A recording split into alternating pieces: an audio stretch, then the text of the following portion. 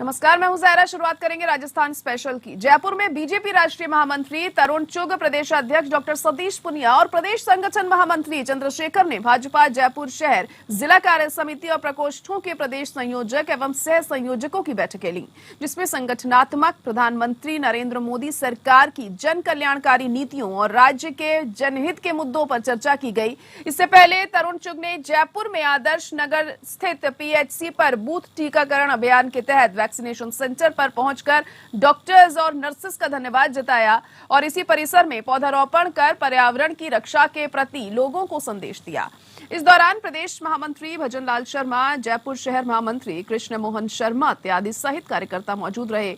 तरुण चुग ने कहा कि वीरों, शौर्य और तपस्वियों की भूमि राजस्थान की जनता को अभिनंदन करता हूं। राजस्थान के 2 दिन की प्रवास पर जनता और अलग अलग कार्यकर्ताओं से मिलना हुआ। कांग्रेस के शासन में राजस्थान को नजर लग चुकी है। आज राजस्थान के अंदर माफिया राज बढ़ चुका है। आप जिस ओर भी जाएं आपको दिखेगा खनन, नकल, शराब, बजरी तबादला, ट्रांसपोर्ट माफिया। कुछ समय पहले तो लग रहा था कि माफिया इस सरकार की शरण में पनप रहा है, लेकिन आज ऐसी स्थिति बन चुकी है कि राजस्थान की सरकार को माफिया चला रहा है। माफिया संचालित अशोक गहलोत की कांग्रेस सरकार एक बेईमानी सरकार है और बेशर्म सरकार है, ऐसा उन्होंने कहा। राजस्थान में सरकार नहीं, राजस्थान की सरकार सक्षम नहीं है। राजस्थान की एक ऐसी सरकार है जो अपने नागरिकों की सुरक्षा नहीं करती।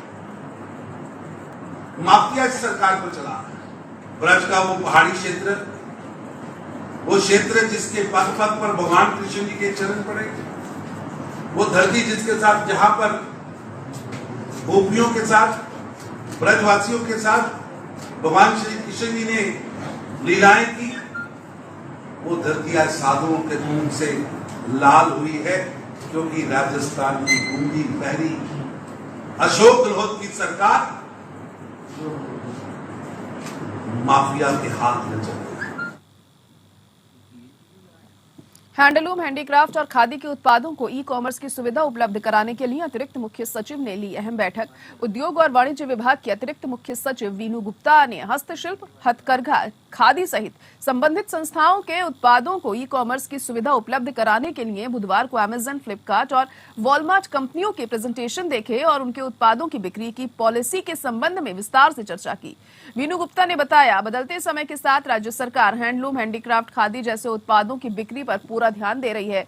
मार्केटिंग और विज्ञापन के अभाव में जो उत्पाद कुछ गांवों, कस्बों तक सिमट कर रह जाते हैं, उन्हें कमर्शियल वेबसाइट्स और सोशल प्लेटफॉर्म से जोड़ना चाहते हैं। इससे न केवल उत्पादों के लिए ओपन मार्केट मिल सकेगा, साथ ही दस्तकारों और कलाकारों को रोजगार के अवसर और आय भी उनकी बढ़ सकेगी।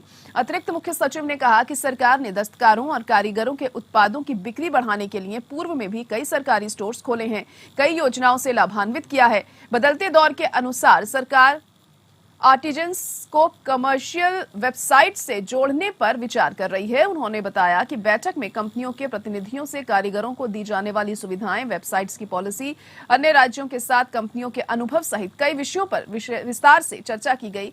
गुप्ता ने कहा कि ई प्लेटफॉर्म के जरिए कारीगरों को बड़ा मार्केट तो मिलता ही है, साथ ही उन्हें सीखने का भी मौका मिलता है।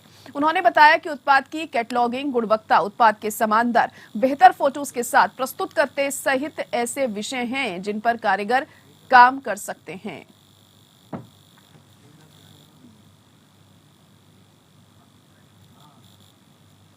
और चलिए सीधे गुजरात आपको लिए चलते हैं। प्रधानमंत्री नरेंद्र मोदी मुखातिब कर रहे हैं।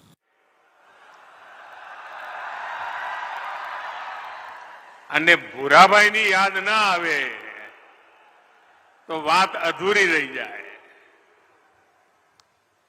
ભૂરાભાई पटेल ने दशकों पहले जो प्रयास शुरू किया था, वो आज लाखों लोगों का जीवन बदलने में मदद कर रहा है।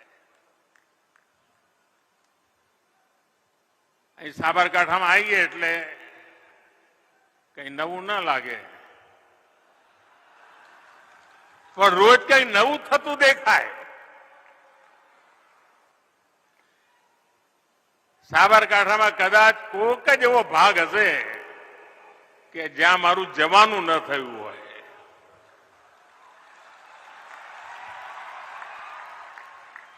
અને સાબરકાંઠામાં આવીએ એટલે યાદ આવે બધું। बस स्टेशन पर उभा होइए, खेड़ खेड़ खेड़ खेड़ वडाली वडाली वडाली ईडर वडाली खेड़ भीलोड़ा हड़ो हड़ो हड़ो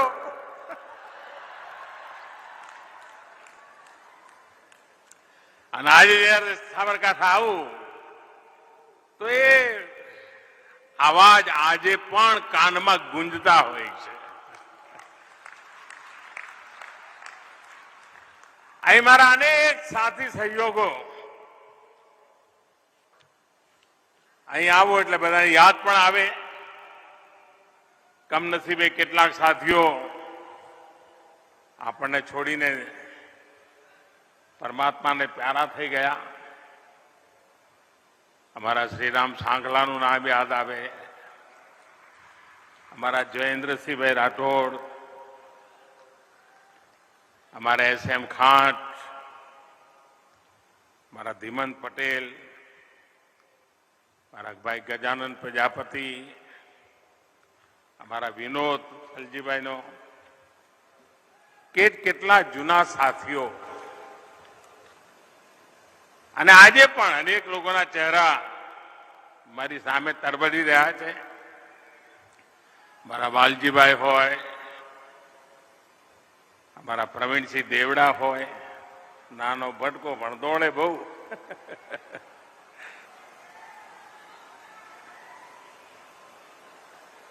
અમારા અનેક સાથીઓ, મારા મોડાસામાં રાજાભાઈ યાદ આવે, અનેક લોકોની યાદ, અનેક સગર પરિવારો, એમની જોડે મારો ઘેરનો નાતો. બહુ સન્માનીય નામ અમારા ડાયાભાઈ ભટ્ટ, મારા મૂળજીભાઈ પરમાર, અનેક વડીલો સાથીઓ, અનેકોની વચ્ચે કામ કર્યું. અમારા રમણીકભાઈ હોય કે અમારા જેમના ત્યાં અનેક વાર ઈડર આવું એટલે જઈએ અને અનેક પરિવારો સાથે મળવાનું થાય. પણ હવે તમે બધા એવી બધી જવાબદારીઓ આપી કે જૂના દિવસો યાદ કરીને આનંદ લેવાનો હોય છે. साथियों, 2 दशक पहले यहां क्या स्थितियां थी ये आप भी जानते हैं, मैंने भी भली भांति देखा है. आजकल हम गुजरात के कई हिस्सों में अति वर्षा की चुनौती से जूझ रहे हैं. लेकिन गुजराती को बारिश आना यही अपने आप में इतना बड़ा सुख और संतोष होता है जिसका अंदाज बाहर के लोगों को नहीं है.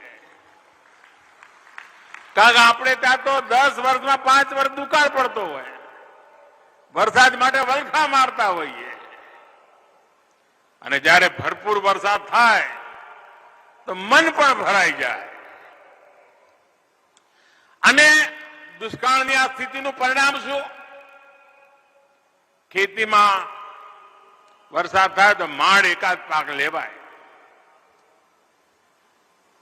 પશુપાલન એ પણ થોડું ઘણું ઘાસચારો મળવાની મુશ્કેલી. અને પછી જો બે છોકરાઓને અહીંયા નથી રાખવા, છોકરાઓને શહેરમાં મોકલો, અમે અહીંયા ગામડામાં જિંદગી પૂરી કરી દઈશું. આ દિવસો આપણે જોયેલા છે. और उस समय मैंने संकल्प किया था, आप लोगों के भरोसे संकल्प किया था. चलिए आगे बढ़ेंगे. फिलहाल बात बीकानेर की. बीकानेर जिले के खाजूवाला में बारिश कहर बरपा रही है. गुरुवार सुबह बारिश के कारण खेत में बना एक कच्चा मकान ढह गया, जिससे उसमें सो रहे एक ही परिवार के 3 लोग मलबे में दब गए और उनकी मौत हो गई. घटना का पता चलने पर ग्रामीण मौके पर पहुंचे. जानकारी के अनुसार 25 BLG में महावीर कुम्हार अपने परिवार के साथ रहता है. बुधवार को आई बारिश में खेत में बना कच्चा मकान ढह गया. हादसे के समय महावीर कुम्हार, उसकी पत्नी सावित्री और बेटा योगेश मकान के मलबे में दब गए. हरीश, तो भारी बारिश की वजह से हम देख रहे हैं कच्चा मकान ढह गया है और 3 लोग मलबे में दब गए। आखिर हुआ क्या कुछ था वहां पर? जी जाहिरा, मैं आपको बता दूं, रात को तेज बारिश के कारण बीकानेर क्षेत्र की ये जो घटना हुई है खाजूवाला क्षेत्र में, वहां पे कच्चा मकान खेत में बना हुआ था जो तेज बारिश आने की वजह से ढह गया और उसके अंदर एक परिवार के 3 आदमियों की मौत हो गई, जिनका पोस्टमार्टम करवाने के लिए अभी बीकानेर हॉस्पिटल में उनका पोस्टमार्टम चल रहा है। और वहां पे तुरंत प्रभाव से जैसे ही प्रशासन को मालूम चला, एसडीएम, तहसीलदार और पुलिस जाब्ता तुरंत मौके पर पहुंचा और मलबे में दबे हुए उनकी शवों को निकाला। जी हरीश, तो वहां से और लोगों को हटाया जा रहा है अब जो लोग वहां पर रहते हैं, कि दोबारा इस तरह का कोई हादसा ना हो जाए? जी नहीं, ऐसी कोई नहीं है। वहाँ पे खेत के अंदर बना हुआ मकान था और कच्चा मकान था जो खेत के अंदर बना हुआ था और खेत में बहुत सारा पानी भर गया था, जिसके कारण से ये हादसा हुआ है। ऐसे आसपास दूसरे मकान नहीं है, जो दूसरे खेत है उनमें मकान बने हुए, लेकिन उनके अंदर पानी इतना नहीं है। चलिए ठीक है हरीश, शुक्रिया सारी जानकारी के लिए। उधर अलवर में बीते दिनों 24 जुलाई को बगड़ के तिराया पुलिस चौकी के पास एक हार्डवेयर कारोबारी के घर में परिवार के सदस्यों को बंधक बनाकर डकैती करने वाले 10 बदमाशों को पुलिस ने गिरफ्तार कर लिया है। इनके पास से पुलिस को 2 गाड़ी हथियार, करीब 1.5 किलो चांदी के सिक्के भी बरामद हुए। बदमाश राजस्थान और उत्तर प्रदेश के अलग अलग शहरों के रहने वाले हैं। पुलिस इनसे पूछताछ कर रही है और कई घटनाओं का खुलासा भी हो सकता है। पुलिस ने बताया कि नोएडा जेल में एक बदमाश की मुलाकात दूसरे से हुई, उसके बाद दोनों ने मिलकर अपनी गैंग बनाई और घटना को अंजाम देने लगे। अलवर के बगड़ के तिराया निवासी आसमदीन नाम का युवक चोरी के आरोप से 3 से 4 महीने पहले नोएडा जेल में रह रहा था। वहां उसकी मुलाकात अलीगढ़ निवासी पुष्पेंद्र उर्फ पीके से हुई। दोनों ने जेल में मिलकर गैंग बनाया। गिरफ्तार बदमाशों में इमरान निवासी अलवर, आसमदीन निवासी अलवर, जहीर निवासी अलवर, दीपक निवासी नोएडा, राजीव इटावा से, अभिषेक बुलंदशहर, पुष्पेंद्र अलीगढ़, छोटू उर्फ लवकुश, ऐसे तमाम ऐसे बदमाश थे जिन्होंने मिलकर ये गैंग बनाई और इस तरह की वारदातों को अंजाम देते थे।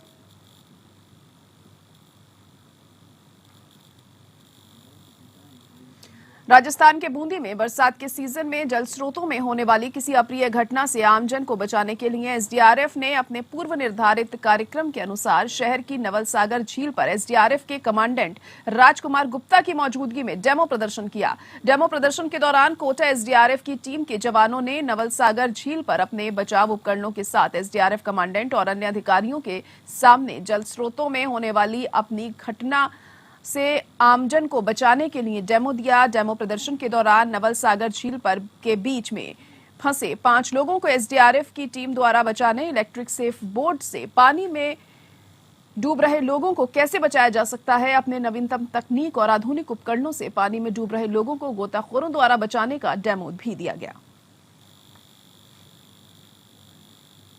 इक्विपमेंट्स हैं लाइफ बॉय, वो बिना जो है व्यक्ति के रिमोट से ऑपरेट होती है और जो भी पानी के अंदर कोई विक्टिम फंसा हुआ है उसको किस तरह से रेस्क्यू किया जा सकता है, उसका हमने एक डेमो किया है। इसके अलावा रेस्क्यू बोट के द्वारा किस तरह से पानी के बीच में अगर लोग फंसे हुए हैं उनको कैसे रेस्क्यू किया जाकर वापस लाया जा सकता है, उसका हमने डेमो किया है।